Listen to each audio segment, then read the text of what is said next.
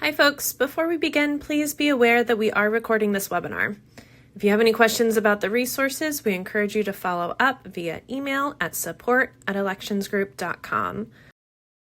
Thank you all for joining us today. My name is Annie and I'm an election expert with the Elections Group. Hey everyone, I'm Rebecca. I'm a communications and program manager here at the Elections Group. For those of you who may be joining us for the first time, the Elections Group is an election administration consulting firm. We partner with state and local election officials to implement new programs or improve processes for voters and stakeholders. We provide guidance, resources, and direct management support for jurisdictions. Our team is made up of former election officials and election experts from across the United States. We are pleased to have you all with us today for our second highlight of resources for the election administration community. Each week, we will showcase resources from the Elections Group, paired with resources from other organizations in the election space. Every 4 weeks, we will focus on a different topic, and we'll take a deeper dive into the resources available each week. This month, we are focusing on election administration and managing the elections process. This week, we are highlighting the Elections Group's Secure HQ checklist and the Engineering for Democracy Institute, formerly URI Votes, polling location layout diagrams. To talk in depth about the diagram, we have with us today Dr. Nicholas Bernardo, Assistant Director of the Engineering for Democracy Institute. We are excited to have him here today, and we will let him introduce himself and his organization. Thank you. I'm going to go ahead and share my screen. Well, thank you very much for having me here today and inviting me to present some of our work. As I was introduced, I'm Dr. Nicholas Bernardo. I'm the Assistant Director of the Engineering for Democracy Institute. We used to go by the URI VOTES organization, and we're now kind of pivoting into a slightly larger organization. And we generally provide assistance to election administrators throughout the United States to help solve specific challenges with a focus on election planning. So in this presentation today, I'm going to talk about some polling location diagram tools and kind of highlight some challenges that we've seen when working with election administrators throughout the country.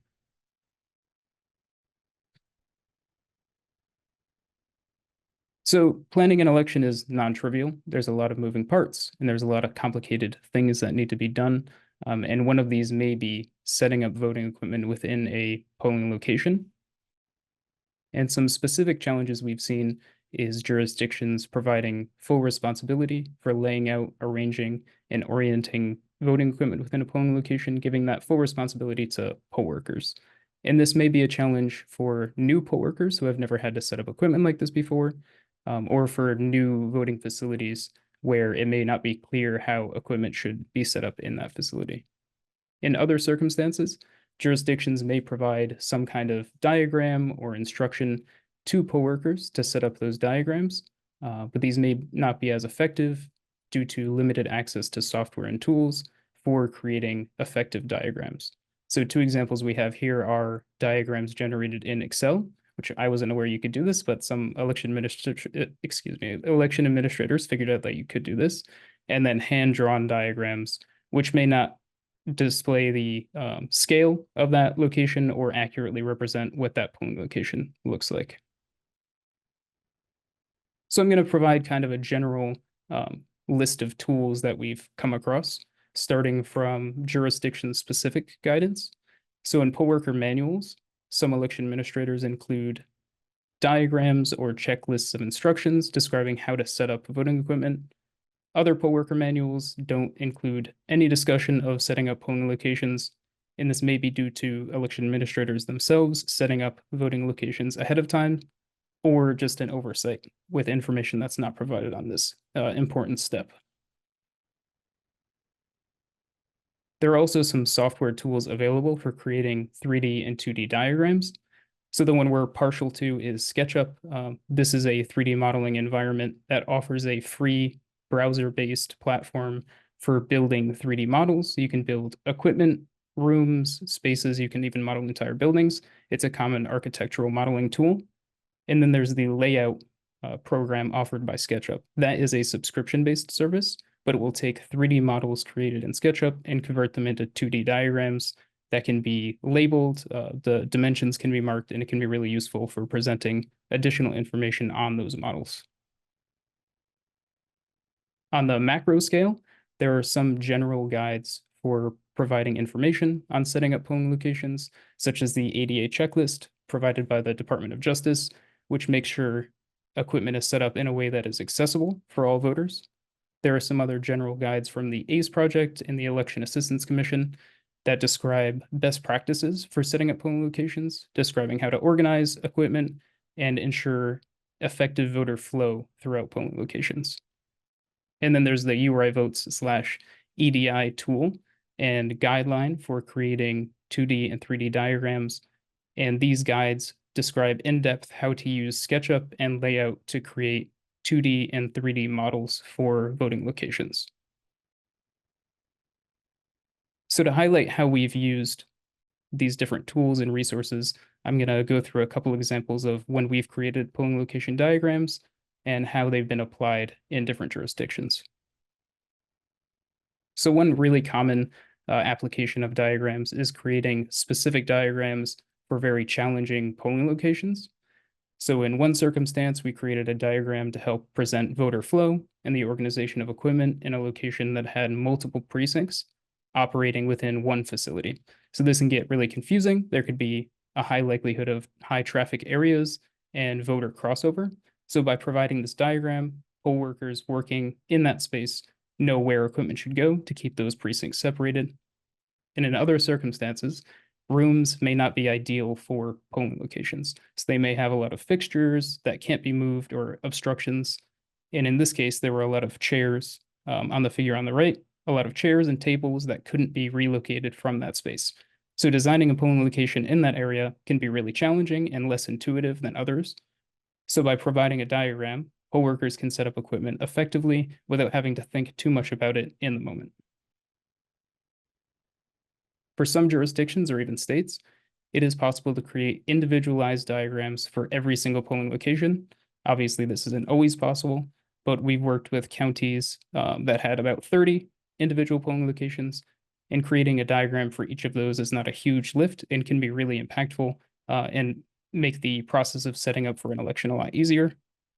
And in another case, we created over 420 diagrams for every polling location in Rhode Island. Now, that did take months, and we had a team of about 14 people generating these diagrams, so it's still not a very easy and straightforward process to create the diagrams yet. Another common application, as we saw in the jurisdiction-specific guides, are providing general diagrams that demonstrate best practices for how voting equipment should be arranged and how voters should move throughout a polling location at a high level of understanding. This is also really helpful if there's sudden changes for how voting equipment should be arranged, or there's a change in best practices, so that not all diagrams need to be modified.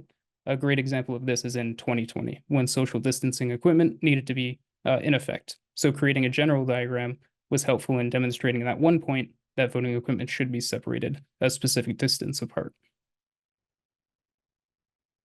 And I've talked mostly about polling locations specifically on election day, but I also wanted to highlight some other applications of 3D modeling and diagrams. So one project we've worked on is creating a 3D model of an elections office, or at least a portion of elections office. And this is an area that had a front desk that a lot of voters and citizens would visit. So there was high traffic, a high likelihood of long lines forming in their lobby space. So by creating this model, we could better visualize and understand how furniture and equipment should be moved around that space. And we also were able to generate a diagram presented to both election staff and visitors to the election office about where lines should form based on what their needs are. And then another really cool area that we're trying to dive into now is vote by mail facilities and using 3D models to visualize the movement of materials. And for example, the images on the left are 3 facilities all used in one vote by mail operation. So there's a warehouse space and there's 2 other spaces that are involved in the processing of envelopes or ballots.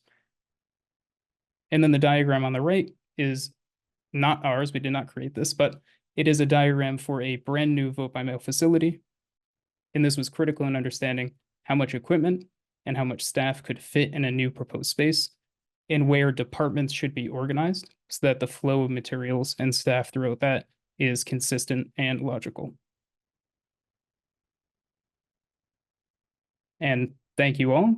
Thanks again for giving me the opportunity to present this.